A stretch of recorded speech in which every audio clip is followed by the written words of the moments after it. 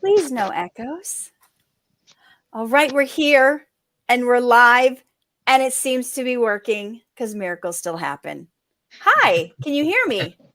Yes. Yay! Sounds good. So Perfect. I feel like you just invented the telephone. I think I might have. Watson, come here. I need you. Oh my gosh. So we're here, we're live, and this is today is a big deal.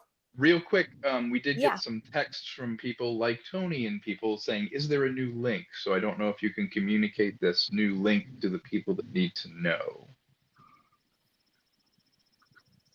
Did she freeze? I think I froze. Okay. Hi.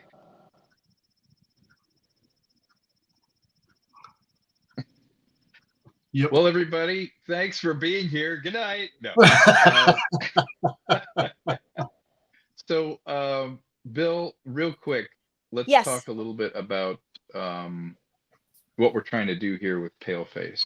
Tell me a little bit about what the original inspiration is. It was originally a book, correct? Right. It's a novella that I wrote actually some years ago. Yep, there we go. And I wrote it for a contest, the L. Ron Hubbard's Writers of the Future contest. And which had a word limit, which is why it's only this thick. And the original story was actually much longer, and I had to cut and cut and cut, which was actually one of the hardest things I've ever done. And so they call that killing your babies, don't they? When you're writing? Yes. Yeah. And it really was. And so a lot of the stuff that I cut writing the screenplay, a lot of that stuff is going back in. Oh, that's terrific. And did you find originally with the story having the constraints of time and length help, though, in a way focus it, and that now you're adding what you're more rigorous about what you add? Well, in terms of focus, I'm not sure that it helped.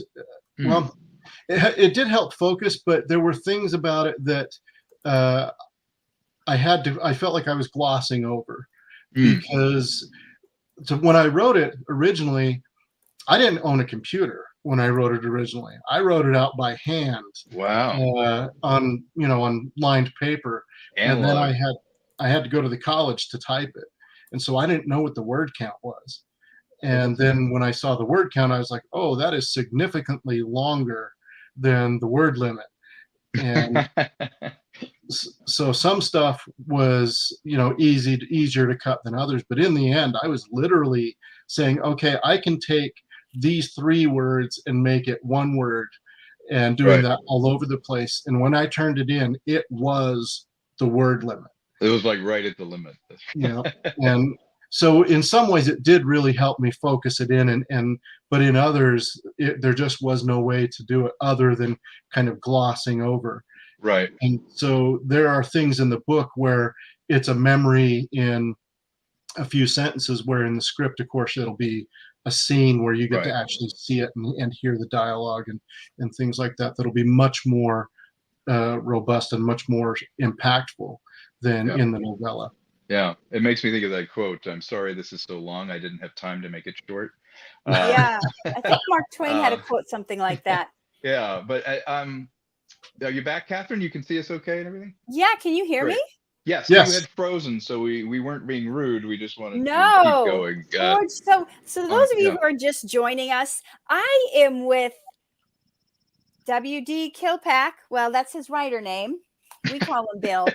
He wrote this book, Paleface, award-winning book, has won several contests, and the special announcement has to do with our production company, Safe Harbor Films, has optioned this award-winning book for us to make into a movie. And so who else is joining me is this award-winning director, Tom Konkle. I mean, if you look up his work, you will be stunned. Both of them, they're so talented. And I get to help bring this project to fruition. And we're here to tell you about it because we need your help to make it happen.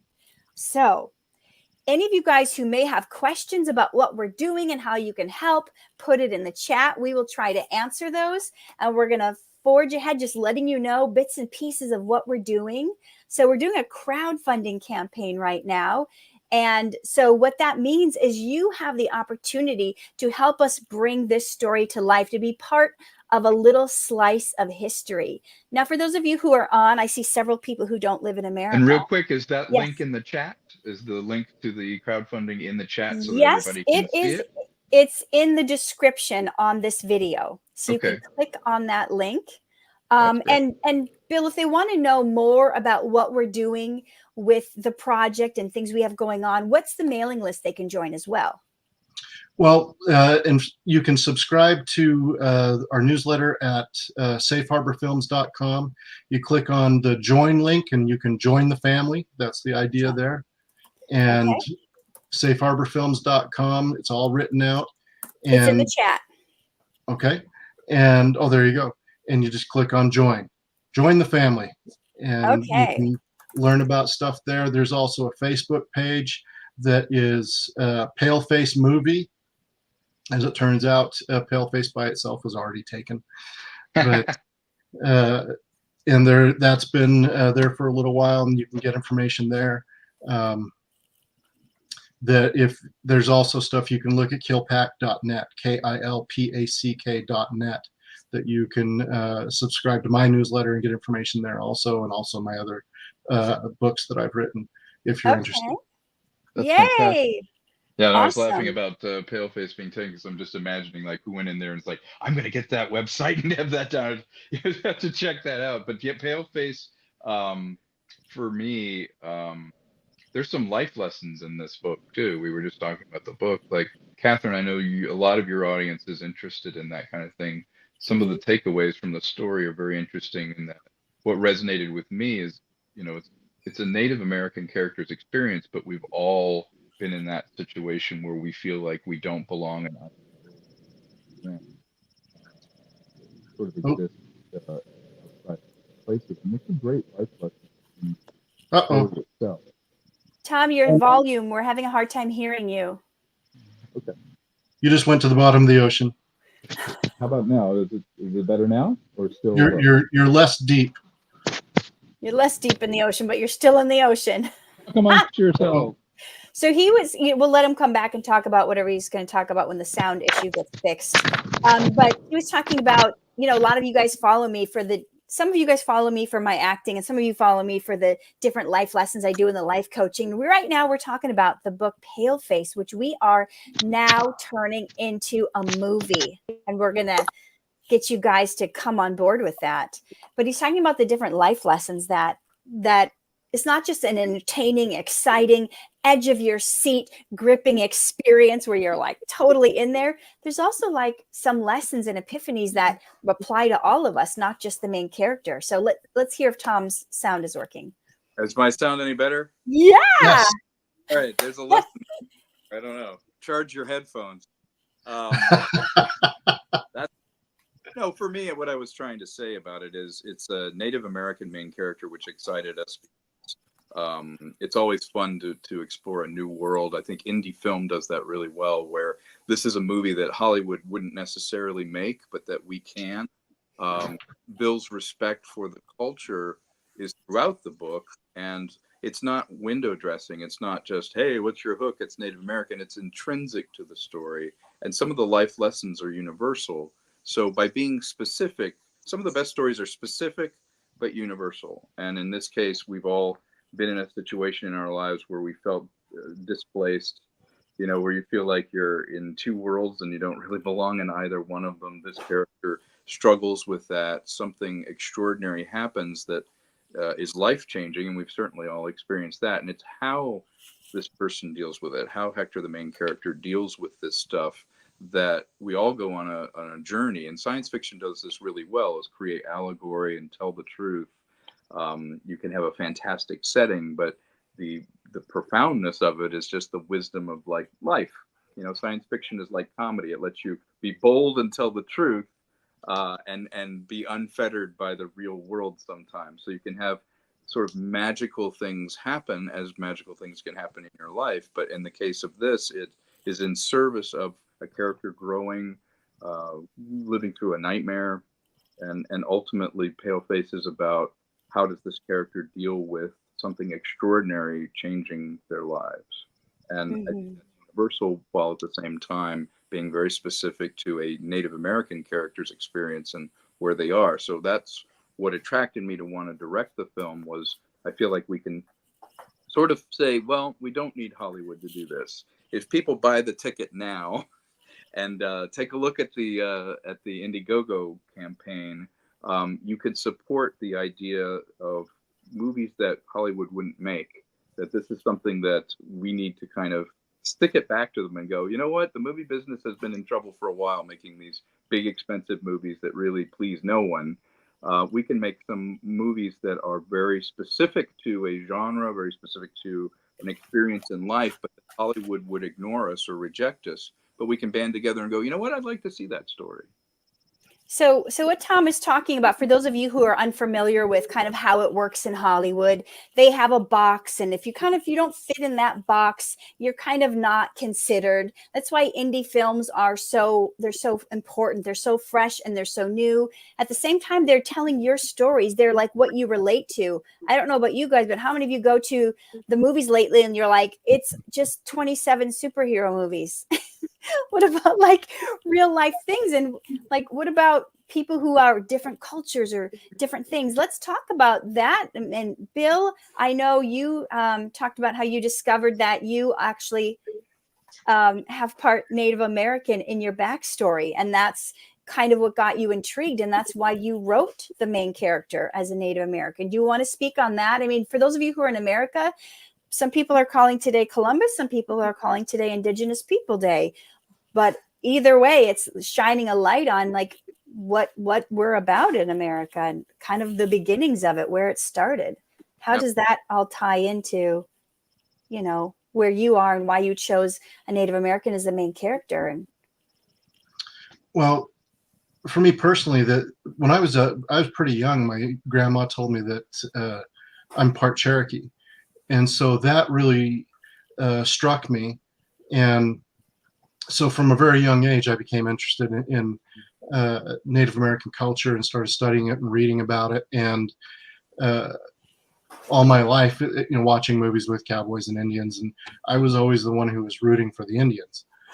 And you know, and recently I was at FanX, you know, going out to talk about my books, and I had someone tell me that that must be true, because for me to connect with the Native American story so strongly, that there's a thing called ancestral memory, and that without that connection must be so strong because of that. And that I don't, you know, I'm not saying that I ascribe to ancestral memory, but it sure feels right.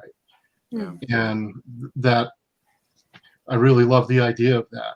And so that was one of the reasons that I wanted to have a Native American character. And I've had criticism over the years of having, I actually had somebody who was an editor at a publication tell me that I had too many Native American characters in a story. Mm-hmm. And so that by itself was, well,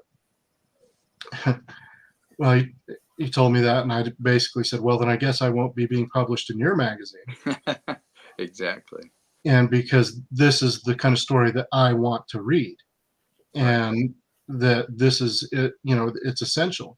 And in that case, the characters were based on me and a group of my best friends, and that was the ethnic group of my best friends. Those two friends were both, you know, had a very high percentage of their ethnicity was Native American. Yeah, I was reading in the chat here real quick. Some great people. Jordan Mahoney of the Blind World said something interesting. He said, well, I love science fiction because you can have different teams, different messages, and how magic can happen and how it affects the world of your characters. And I think that's the thing that Bill and I also bonded over, is we both love science fiction. We love what it can do. And you don't need a huge budget. You can make a low budget indie film. It costs nothing to have a good idea. The most important thing is acting, having a good story, and it can be a science fiction because it's about concepts. And one of the things that I can bring to the table is through my company Luminactus, we are a production company that is vertically integrated, which just means we can do the visual effects and the other things that happen that normally you have to send out to a bunch of different companies. A lot of that magic can happen in-house. So one of the things we can do is we can pull off a movie like this. We can pull off a story like this and scale it. It's the economy of scale. We're able to make a really quality movie outside the Hollywood system with the help of people here on this Indiegogo campaign, because we have the skill set and technology to make the movie without large companies being involved or gatekeepers like the person who told you had too many Native American characters. Those gatekeepers are the people that we're trying to get around. So it's so important. Take a look at the perks that we have and some of the things, the thank yous that we have, that when you make a contribution to this film, you're buying the ticket now when we need it. No. So he's referring to, right now we're launching an Indiegogo campaign. It starts today. This is to raise money to get the Paleface movie up and off the ground and get it made. We have a link in the description where you guys can get different perks and prizes for helping us bring this movie to life and contribute. I think right now would be a great time to show them the little teaser trailer so they can get an idea of a visual of what this movie is going to look like and feel like. All right. Can you see the screen? It's there. I will start now. Okay.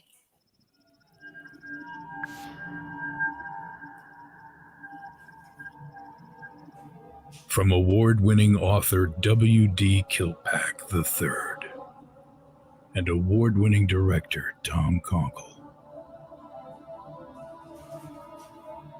Born in a New Mexico reservation, Hector Whitehorse never truly belonged.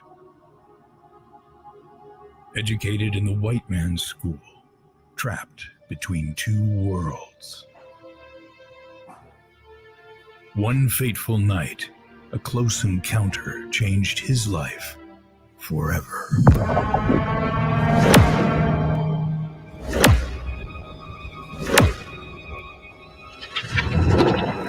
An encounter that nearly cost him his life. Now, he must uncover the truth about his encounter.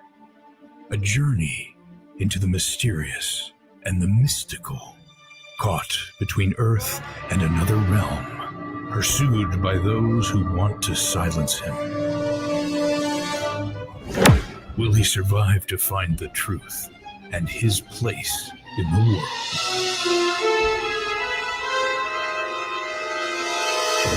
Paleface.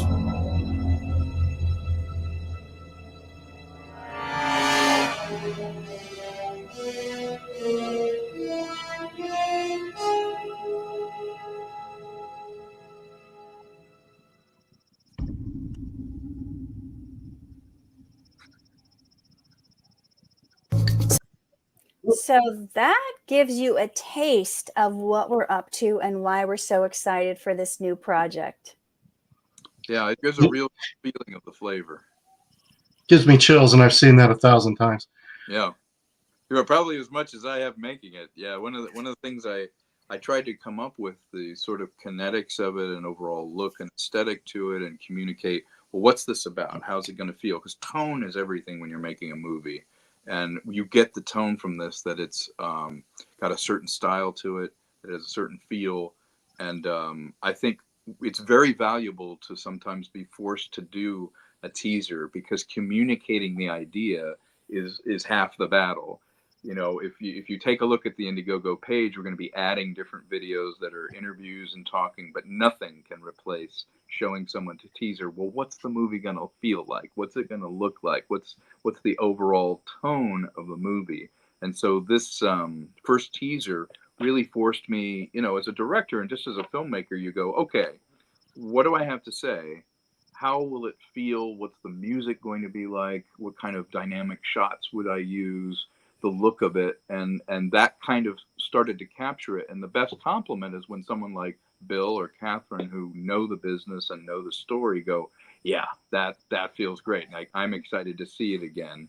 And I hope everybody in the chat will be excited about it, and anyone seeing this will take a look at it and feel like it has value. And let's stick it to Hollywood. Let's make this movie without them.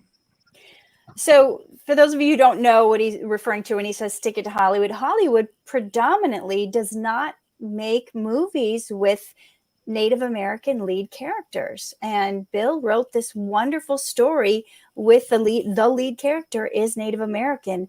And the statistic you said, was this something you sent out today, Bill? You were saying from 2007 to 2022, of the top 1,600 top grossing films out there, less than 1/4, that's 1/4% of the film roles have gone to Native Americans. That's crazy. You want to speak on that a little? Well, first of all, I think it's a travesty, but that's just my personal opinion. But I think it's horrible. And how do I really feel? But I think that there is, well, it goes back to that editor who said I have too many Native American characters, and that I think that there is a mindset that, well, it's based in, I don't want to say it's racism, but it is. There's a basis in racism and bias, and having a feeling that certain characters only see certain things. They only believe in certain things. They only behave in certain ways, and that's just not the case. And people are people, and they have different backgrounds. They have different ways of learning things. They have different ways of viewing things. I taught college for 25 years. I coached wrestling for 25 years. I have dealt with so many different people with so many different backgrounds. And one of the things that has taught me is that all of that stuff just doesn't matter. And, one of my undergrad degrees is in philosophy. And it was, if I'd have taken, I think, 3 classes that differently, it would have been a degree in theology. And the 4 biggest religions in the world, of the 10 major assumptions, 9 of them are the same. So all these things about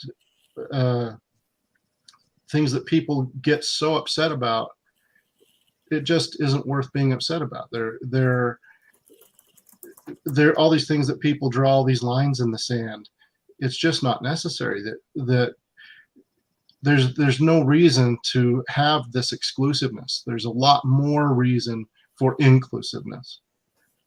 And forcing yourself, creating all these lines to not learn about these other things, really, all that you're doing is missing out. You're missing out on all these beautiful things that you could learn about other people and other cultures. And one of the things with this is that working with Cal Nez, our production consultant, he has been, I thought I already had a pretty good handle on Navajo culture, and working with him on writing the script, he has been just enlightening me on so many things, and teaching me about stuff that my research was pretty good, but there's just so much more that's out there because there's just so little reference material really about Navajo culture. And having him, he can perform medicine man ceremonies and stuff like that is just fascinating. And he told me that if there's stuff that I can go and attend personally, then he'll do what he can to so that I can, and if I can, I'm going. Yeah. So tell people who Cal Nez is. They probably aren't following or don't know what the consultant is. What does that mean to just everyday lay people? He is what he has been brought on to do is to make sure that in writing the script and in the production itself, that we do it right, that we represent Navajo culture correctly, authentically, as much as possible, to make sure that we don't have the wrong tribe, describing things from the wrong tribe, that we don't have things that are misrepresented. One of the main comments he makes to me all the time is that this is too Anglo. And so, and he's just so, he bends over backwards to not offend me. It's just really sweet. And, but trying to make sure that it's authentic, that the Navajo voice is presented accurately, and that things are not misrepresented, that it's done as well as possible. And that's really what he is the main purpose of his involvement, is to make sure that we do it right. And that is just so important. And to me personally, and also to everyone involved, is to make sure that the Navajo culture and life on the reservation is presented in, accurately, and without bias as much as possible. It's impossible to get rid of bias, but to try and remove the colored lens as much as possible. Yeah, one of the things we're doing, I think is interesting, is this initial money raise that we're doing with the crowdfunding allows for that inclusiveness, because everything revolves around being able to make offers to people for actors and things. We have a couple of exciting Native American actors we've already talked to that we need to be able to make an offer to. So your contribution now for this first initial amount can literally make the difference in us being able to secure some of the people that we would love to have be in this and elevate them. We're going to have some announcements hopefully in the next week or two about one particular actor who's already interested, that your donation would allow us to lock in. Mm-hmm. The other things that we're doing with this initial sort of money raise is we need to secure locations, and we need to secure some of the infrastructure, the paperwork, the things that you need to do just to make a movie. In order to be inclusive, we have to build the cash register. And so by contributing now and trying to get us up to our goal, what you'll be doing is allowing us to take these big ideas that we have and some of these things that we want to accomplish, like elevating Native American talent, us working in partnership with them, supporting the arts through Native American arts. This money goes directly to us being able to do the things we need to do. It's enough to just say it, but we need to be able to back it with money. Mm-hmm. And it's not just you get to be part of making history, but there's also great perks, gifts, benefits. We've even got some ability for you to possibly get a small role, get to be able to come to set, come to a red carpet premiere. There's different levels of prizes, autograph posters, you name it, that you guys are not only helping us get this project made, but you're also getting something for it. Yeah, you're participating in it. You're enrolled in the making of the film while saying to Hollywood, okay, you won't let them make it. We can't go through traditional routes. Fine. We will do it ourselves. And you are a part of that conversation by being somebody that supports something like Paleface. You can show that there are eyeballs interested in watching it, that there are people that would buy a ticket for something different. I love genre films. I like good superhero movies. There's a lot of bad superhero movies. I like a lot of genre movies. But at the end of the day, if you don't support the new things that come out and the original things, and I have seen that happen. I've gone to movies where I'm like, my gosh, this is so good, and no one shows up. It sends the wrong message to Hollywood, to distributors, that, oh man, nobody's interested. We may as well make a remake of the same thing, or let's do Little Rascals again. That is going to keep happening unless we start doing something that's outside of the gatekeeper economy. What we're in right now is a creator economy. And what I mean by that is those of us that create have technology like StreamYard and like Indiegogo to communicate directly with the people that might want to be entertained, that might want to see something different. And there aren't gatekeepers. In the gatekeeper economy, I'm here in Hollywood, so I would go to the studio, I would beg for somebody who probably didn't ever make a movie or a story to give me the money to make a movie or a story. And no one wants to say yes. Their job is to say no. They don't want to lose their job. They don't want to spend a lot of money, and they don't want to be wrong. They want the safest possible bet. So if you're irritated as to why you're seeing, iteration number 5 of the same story, or why are they keep remaking all these 80s movies? Like, why are they doing the Terminator again? Here is why. We need you to put the money in now and say, let's try something different. Let's assume we know what we're doing. We have a great team. I've been doing this for 27 years, making other people a lot of money, doing movies and acting and writing and doing things. So we've assembled an incredible creative team that we can plug into this thing, from the crews to the actors to having relationships with distributors. The thing that's missing is showing that there's interest in it, that we can turn around to somebody who will provide a larger chunk of financing who is outside of Hollywood and go, hey, look, 10,000 people, 20,000 people, all these people are interested in this movie, and if they bought a ticket, look how much money you'd make.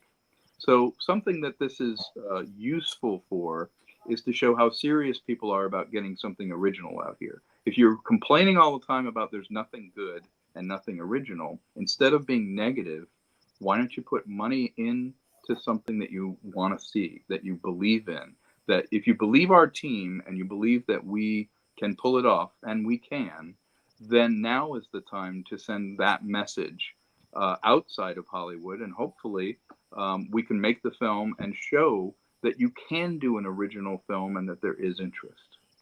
We have a question in the comments from James Tott, and he's asking, is the cinematography going to look like it was shot in Hollywood?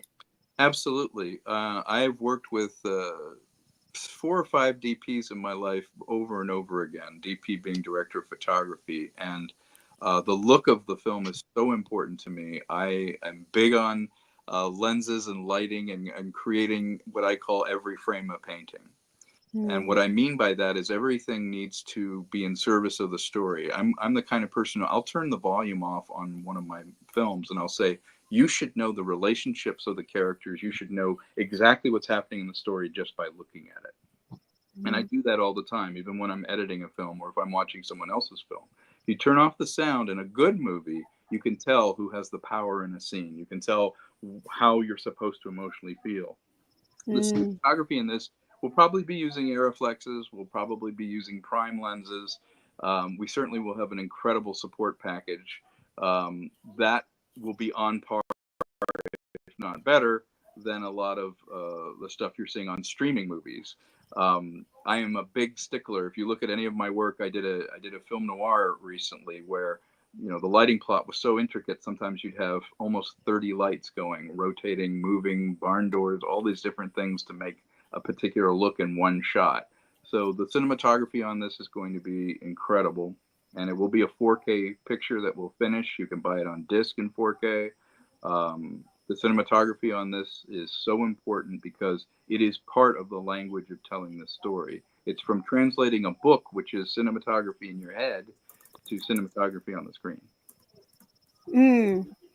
Wow. And if we were more prepared in advance, we probably would have had some clips so you could see some of Tom's prior work as a director and see how beautiful his pictures are. But he's the one that put that teaser together that you guys saw. So you can see from the images he chose, the angles he used, the color when he talks about tone, the vibe and what it's going to look like. Jordan is asking, Bill, is the book Pale Face in Braille? Jordan is one of my followers who is blind. Is your book in Braille yet? That is a great question, and it is not yet. The one thing I would love to be able to get in contact with you, Jordan, to talk about that because that is something that I have thought about but didn't know how to move forward with that.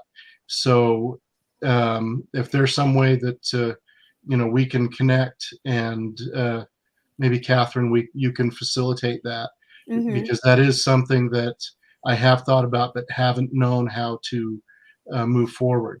So if we can, maybe Catherine, if you can facilitate that connection, then Sure. maybe Jordan, if you know a way of helping me out along that path, who to talk to, how to connect that way, then that would be,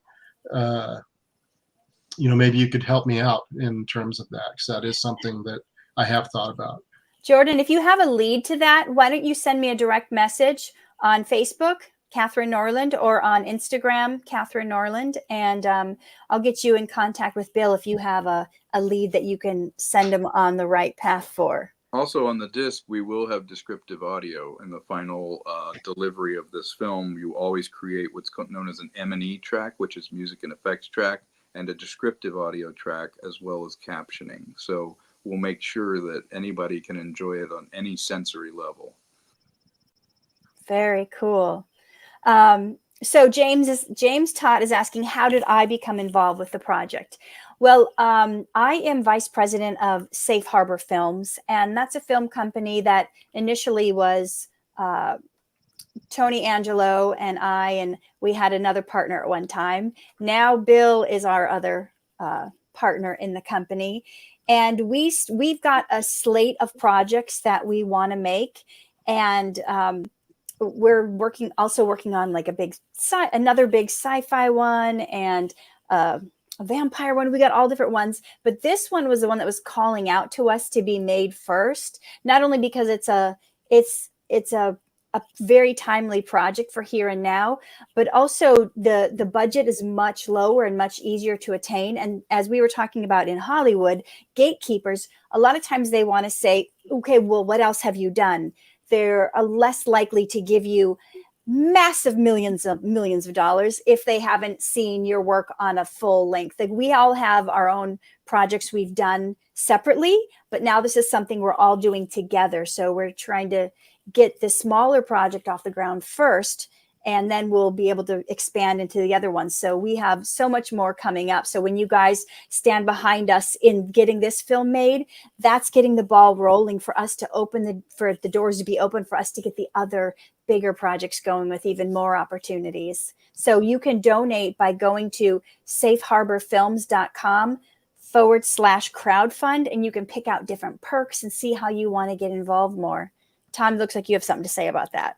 Well, no, I was just going to reiterate that's absolutely true. One of the things that's important is this film is intimate. It costs nothing to have a good idea. As I said earlier, what's going to really separate it is, at the end of the day, you don't go, I would have enjoyed this if only they'd spent more money. It's usually the scale of a film is appropriate to the experience that the person's having. So we could make this film at a very reasonable price point. Depending on who's in it, the money is usually spent on getting a couple of names that people go, oh, I didn't know this person might be in it, or oh, I didn't know there. Oh, okay, I'll take a look at it. And that is an assurance to even a distributor that goes, all right, I recognize somebody that's been in it. By building a slate, I think your company is very smart in that if any one of the films in the slate eventually really goes, that money covers the other films as well.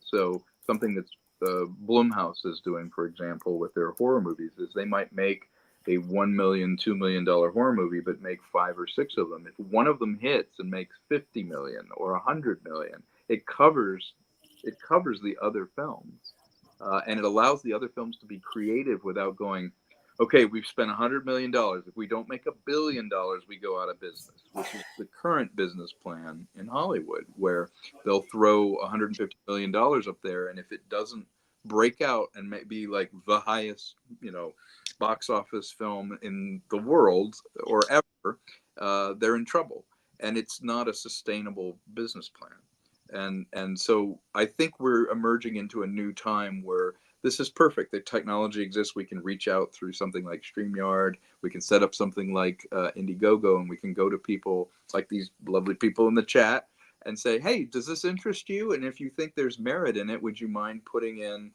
some support? And we'll thank you by giving you these perks that are kind of a fly on the wall look that nobody would have. Like, you don't get to be on a movie set and ask questions or have all this insider information. So you can be a fly on the wall and say, I helped make that movie. What a cool thing that is.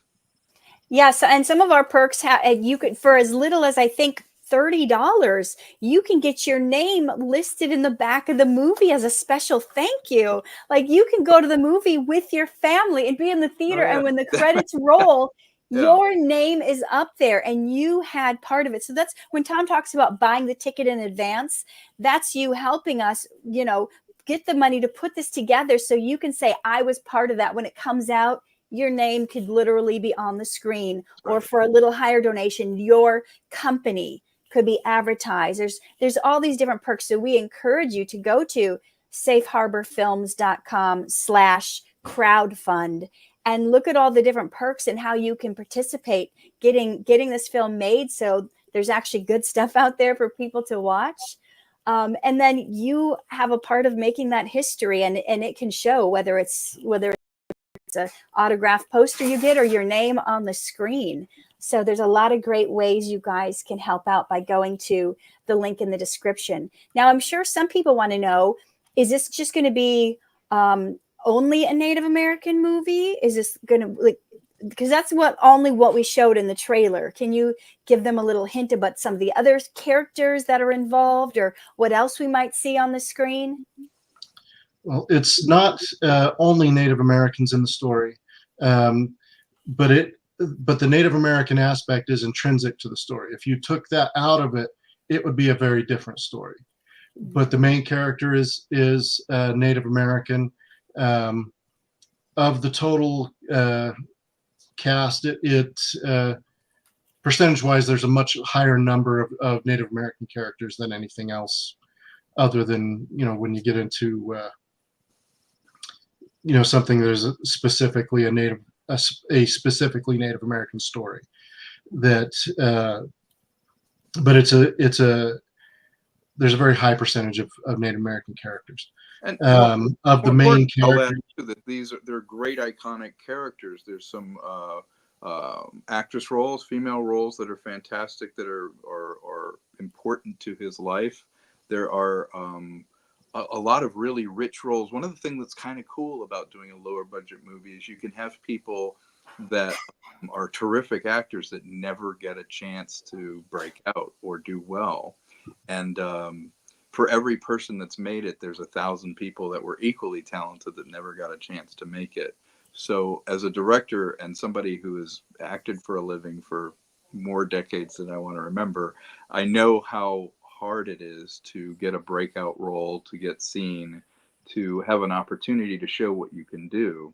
Another thing that you could do when you're helping with this film is you will have an opportunity to allow us to reach out to people that maybe don't get a break and don't get an opportunity to get seen. We'll use this money to hire a casting director to put out some open calls and find incredible theater actors, incredible people that have been character actors and working, older actresses that don't get a chance to do these lead roles anymore.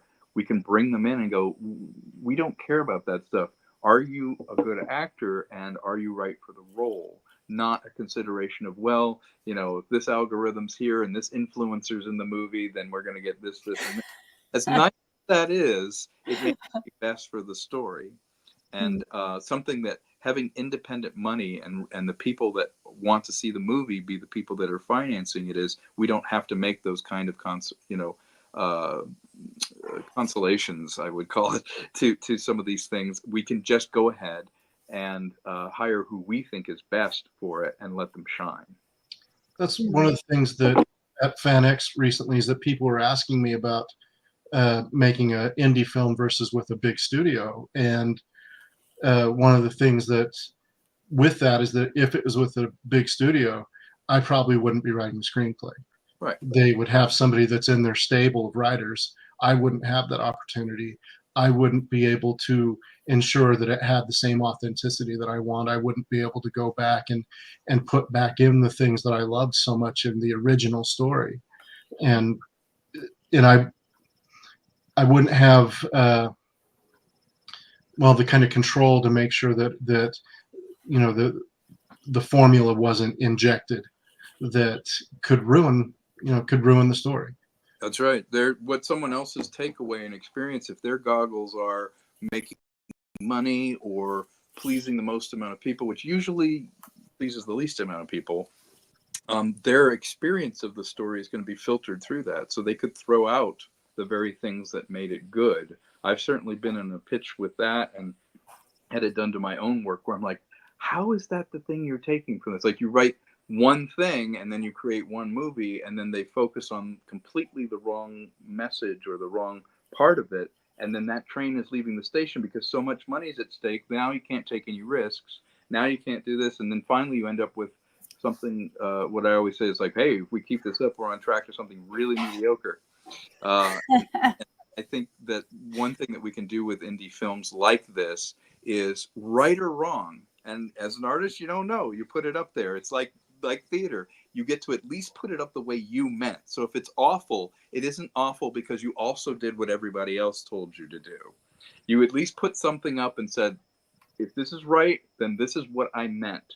This is what I intended. This is the thing I wanted to make. If nobody agrees with me, I'm out of the business. But if you go, you know what? That was good, and I'm surprised, and it didn't feel like, what is it? A camel is a horse by committee. If it doesn't please anybody, it's because you made something that you yourself don't even believe in because you've had to serve too many masters. So something that we're doing with indie film in general, and one of the reasons I'm an indie film director, yeah, I could sell out. I call it buying in. I would rather buy in on an idea that I really believe in and something that I want to see. I've been on a set where literally no one there believes in what they're doing or even likes what they're making. It's just ticking off a box for them. There's nothing worse than being on a horror film set and realizing nobody likes horror. No one cares about the story. And that has happened. So it's colored me as an artist to go, well, what do I want to see? Because if enough people, I don't have to have everyone agree with me, just enough people. Yeah. All right. We had another question. Two quick questions. Missile, Donald is asking, where can I purchase the book? For those of you who want to purchase the book Paleface, you can get it at kilpack.net. So I put that in the chat. This is one of Bill's many books. It'll be available there along with his other books.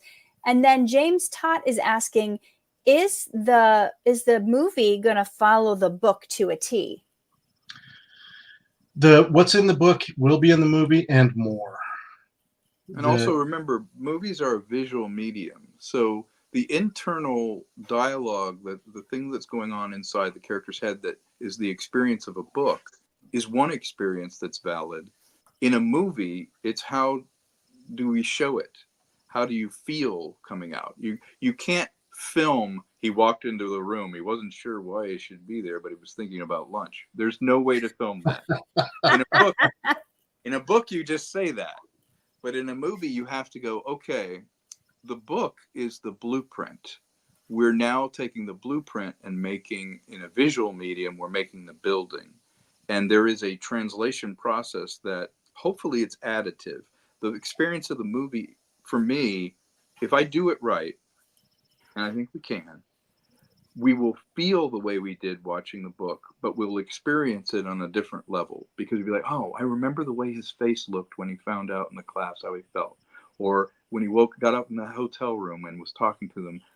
I saw it in my head one way in the book, and now I realize, this is sort of what the story was calling for. I was right, and there's going to be a visual experience and an emotional experience. For me, the best movies that I've gone to, I walk out and I still feel like I'm in that movie, or I've experienced that story, or I'm that character. So reading the book is going to be the best movie you ever saw because you wrote and created and shot it in your head. And everyone was perfectly cast. And that's why books are awesome. But film is a translation of that. It is a visual interpretation of it. The final product is not the script. The final product is the movie. A movie's made 3 times. It's made once when you write the script, once when you're filming it, and then it's completely remade when you edit it and do the post. And that's good. That's a good thing because the best movies are either an enhancement of the book, like, you know, The Godfather or something, or they're an interpretation that you might have not had when you were experiencing the book, which is also okay, because it's one way of looking at the story. And if it's a good story, there's more than one way to tell that story. Yeah, indeed. So Tom's role as the director is taking Bill's words and creating the whole visual of all of it. And so he's talking about, yeah, you can imagine it one way when you're reading it, but every person is imagining something different when they read it. So we really, when we decided to hire Tom, we really believed he was the best person that could translate and bring to life the words from Bill's story to make it visually appealing. If you guys are just joining us and you haven't seen the teaser, you guys can go back and watch the teaser. That's just a tiny, it's not even like the trailer. It's like just a tiny representation of what is in Tom's mind, of what he's visualizing to bring forth on the cinematic scope. And you can see, even just with his selection of the coloring of the images, it's not just up there's a picture, it's you know, the coloring effects when you make it, there's all different things. Go ahead and you can speak on that better than I can. No, it's great, Catherine. You say it really well. It's a feeling. Again, it goes back to tone. No one reads a book and goes, you know what, I'm going to put a character in here that I don't really feel works. Yeah, I'm going to go ahead and keep reading it with that person wrong in my head. No, you've perfectly cast it in your head. So what we're trying to do with the movie is, how do we capture that as perfectly as we can? With the teaser, I was like, well, how do I use color to convey the two worlds, or when that thing happens with him, but also have it that sort of Native American influence with the face painting, and it feels very organic, what he's doing. And I started thinking about shot selection. Like, you'll notice it starts off, the best films have a what I call a map. It's a visual map. So I start off at shots that are at eye level, that feel oriented. Then as you start getting divided, you'll notice that I actually put him on the far side of one frame, because he's in two worlds. He'll be on the right-hand side, which he should be on the left because it's a more balanced composition. Then as he gets abducted, you notice I go lower with the angle, so that it becomes exaggerated angles, looking at him, looking down at him as if somebody from above is examining him. That's a power play. A character looks less powerful when you're looking down on them, literally, from a camera angle. And then that kind of frenetic feel at the end of the teaser is, this is a guy who has to prove something happened, and he's the living proof. And so he's chased, and he's feeling out of control. And the way you shoot that with long lenses, so the background is blurring and you feel trapped inside this frame, that psychologically works on you. It's psychological warfare to make a film. And that warfare is, how do I manipulate you into feeling the way the story feels when you're experiencing it visually, that you subconsciously go, I feel really anxious right now. Well, if I didn't pick the right lens and didn't pick the right shot, you'd be like, I'm fine. It's just a shot and that guy's sitting in a chair. But if it's nervous and a long lens and the background feels kind of blurry and you don't know where you are, all of a sudden you're like, I feel really anxious. Now that's half the work. And then you remember movies by this, the faces. How did the face look? How did they make me feel? At the end of the day, that's a movie. But the wrapping on it is how you shot it, the set design, the art direction, all those things will be brought to bear to create an experience that, if you're doing it right, you won't notice it right away. You'll just go, I feel a certain way. I feel immersed in this world. I feel like I'm here. And that's doing a good job. And again, that can be done with great economy, and it can be done by an indie film without the considerations of, we need to build a mountain, we need to build these sets. It's like, no, you find locations that already exist that look lived in, and you make them work. That's great. And I'm glad you guys got to hear Tom explain that, because those of you who aren't filmmakers or don't know this part, you're just like, oh, I love going to movies. I want to contribute. I want to go to safeharborfilms.com/crowdfund and I want to donate. This sounds cool. You can hear just from Tom talking that every image you saw in that teaser, none of it was an accident. None of it was like, oh, I just found this picture and put it there. It's everything from the angles to when he zooms in to what side of the screen. That's all creating a feeling. So when you saw it, you felt some sort of way about it. None of that is by accident. And great films are never by accident, because you could take a top star, and I'm sure we've all seen movies with a top movie star who's won an Oscar, who is in a terrible film, and you're thinking, why in the heck would this movie star be in this awful film? A lot of it has to do with the direction. They were in a film, maybe the script was mediocre, but the director wasn't good. So their performance, and you're thinking, what the heck are they thinking? When a lot of times an actor is only as good as they're being directed to be. And maybe you guys were familiar that year, Sandra Bullock won the Oscar for The Blind Side. She also won a Razzie for being in the worst film. For being the worst, she won Best Actress and Worst Actress Same year. the same year. So it's all in the hands of having a competent and capable director that can bring that story to life, and you guys can help make that happen. Absolutely. You have to have actors' backs. You have to allow for them to be in an ecosystem and an environment where they can do their best work, but that you have a vision, that you are supporting what they're doing. You're not just capturing it. You're not, it's not like a camera in the 7-Eleven just following, the action from just a shot, but it's how does the camera tell the story? How do I have their back? How do I create a whole experience of their performance? Because an actor can't control that. They can only throw out their best A game, and you either catch it or you don't. And I do know that feeling. The minute you call cut, the first thing every actor does, they look over at you. How was I good? How was it? And there's a reason for that, is they're throwing it out there to tell your story, and they just need to know that you have their back. And directing is 70% casting. And again, we have some interesting people coming up in the cast. But once you have that cast, my job is to make sure that there's a cohesive vision with all the departments involved, from the room they're standing in, to the clothes they're wearing, to the way they're lit, to the audio, is making sure that what they're throwing down is being picked up. Awesome. And we just got a message on here from Tony, the president of Safe Harbor Films, who says, we are very confident with Tom's ability to bring Paleface to the screen. You're very kind. Thank you. And I think we can all do a great job. It's about building a team. We've got Katherine, who has my back as far as producing this thing. She's so supportive. She's not shy about giving her opinion, which I appreciate. I would rather have clarity than agreement even, but we tend to agree on many, many things because her aesthetic is good.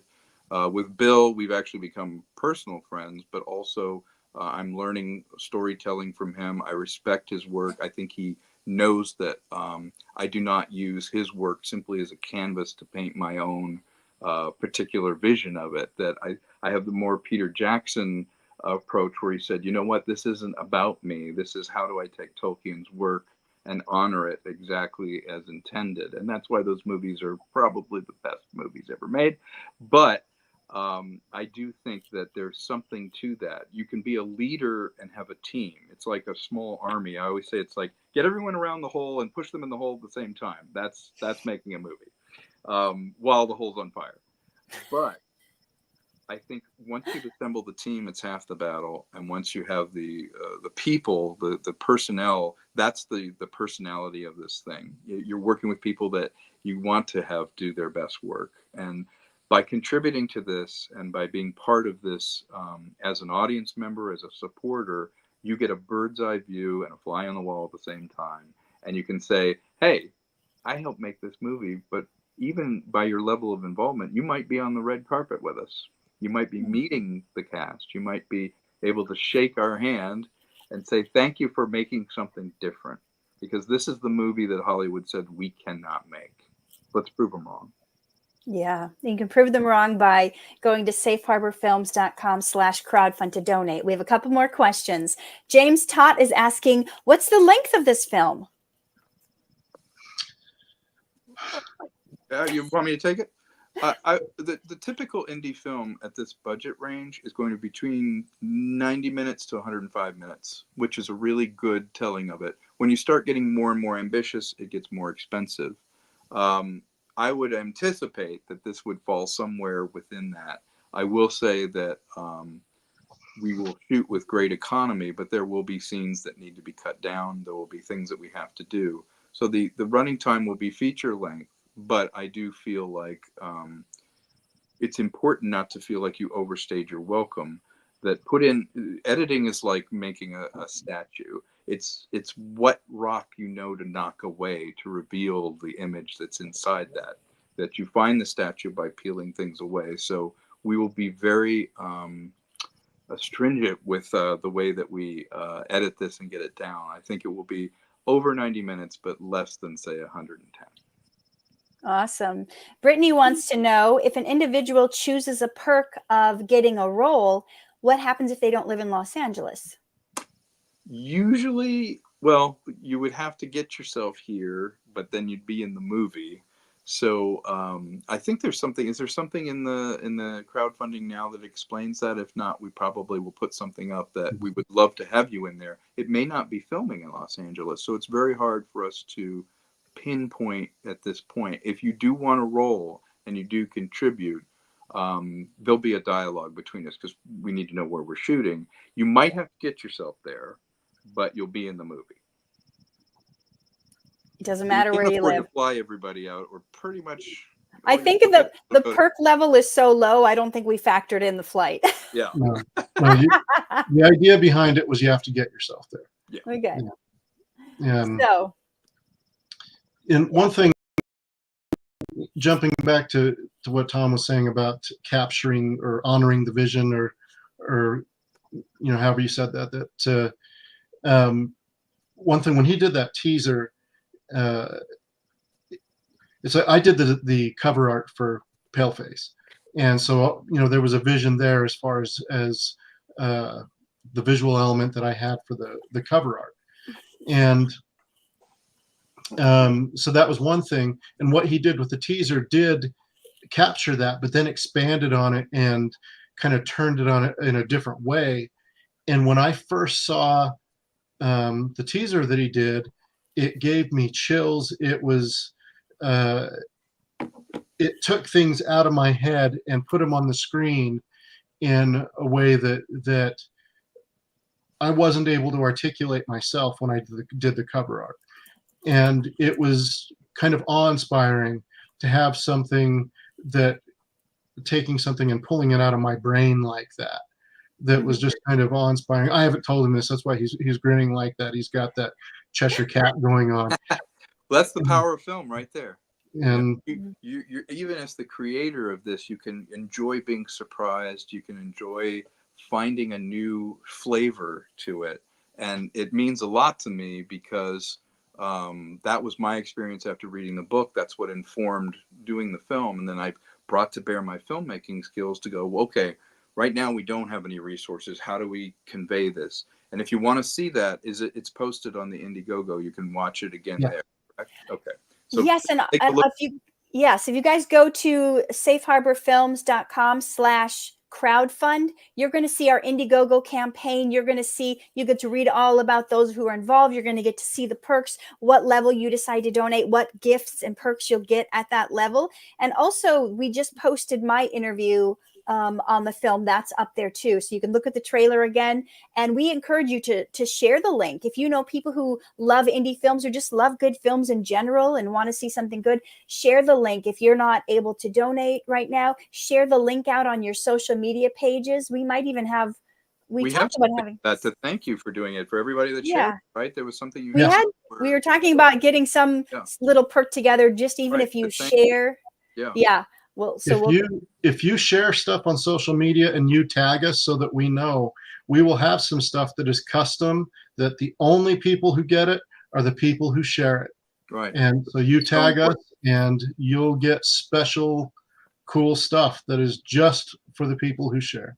Yeah. So James is asking, what if you can't make the premiere? So I don't know if he's specifically saying he would want to contribute at the premiere level, or if he just wants to contribute at any level and wants to see the film. I'm not clear on the question, but James? Are you asking?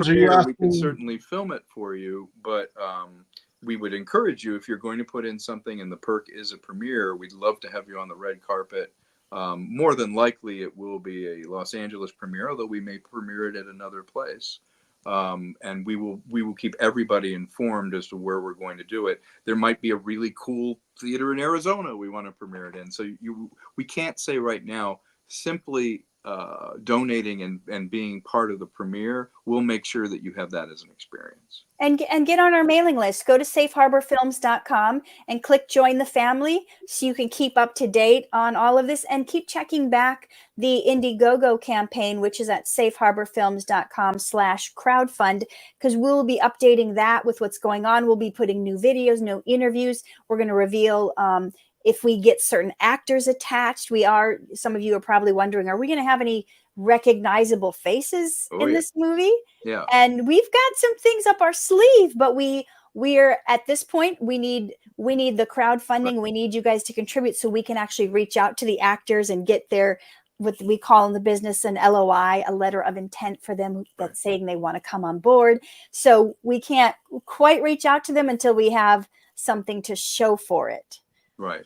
Yeah, it would be wrong to say we have somebody without making an offer and showing a level of seriousness about it, because you can imagine every filmmaker in the world be like, oh, I've got so-and-so and so-and-so. It's like, wow, I didn't know you're making 50 movies this year. You know, we need this initial funding. It's like a startup. It's like a business startup, in that this initial funding allows us to do those things correctly up front, that then we can turn around and go, yep, we've got them. They're locked up. We can say with comfort that we have them. And I think the more clear we are, the more clear our ask is on everything on this, the better. So again, very important. Take a look at the Indiegogo page. It's in the description, I think, as well. Yep. And go there. If you think it's worthy, enroll yourself in it. Get involved. And again, if you are not able to contribute financially, you can still help by getting the word out, spreading the campaign, sharing it on all your social pages, and letting people know that you stand behind this and you want to see this film get made, because maybe there's other people you know that could contribute. That's right. And then James Tott was also asking, are there any film festivals we're looking at? Have we considered Toronto International Film Festival? Oh yeah. You know, I think a rollout at a film festival would be a lot of fun, especially one that highlights indie film and or Native American art. We could find an interesting, South by Southwest is fun in Texas. Love that. Conventions are great, like Comic-Con are also great. We really want to go where our people are. So I think the rollout would be very calculated for something like this. Yes. Mm-hmm. Okay. And I don't see any other one person asked early on if I was going to be in it. That is yet to be determined. Right now I'm producing it. We'll find something. There's a possibility. Yeah. We are looking for actors that have a bigger audience pull than perhaps I do. So we'll see. We'll figure something out. I'm very excited to do this, and I hope everybody will take a look at it.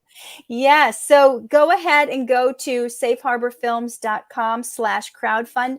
Check out the perks, see how you want to help us contribute. Share this link, share the link to the Indiegogo campaign. And if you have any questions, you can find Paleface on all the social media pages. Do you know what the names of the pages are, Bill? Paleface_movie is the handle on social media. Right now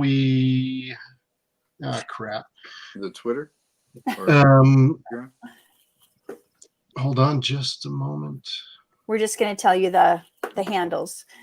Yeah, that's the handle, and we have it on Instagram and Twitter. Hopefully the Twitter is working. We were having a problem. Paleface_movie on Instagram and Twitter. We also have Safe Harbor Films as a handle on Instagram, Twitter, and Threads. Excellent. Paleface Movie on Facebook.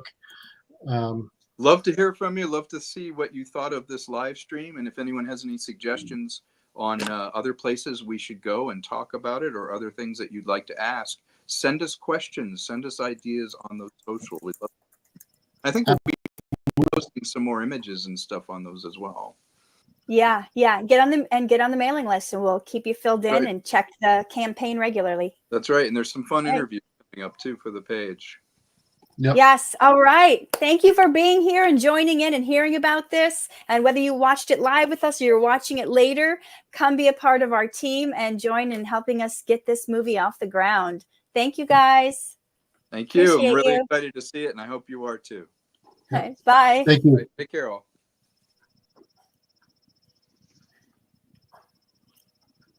Hold on. And we have ended.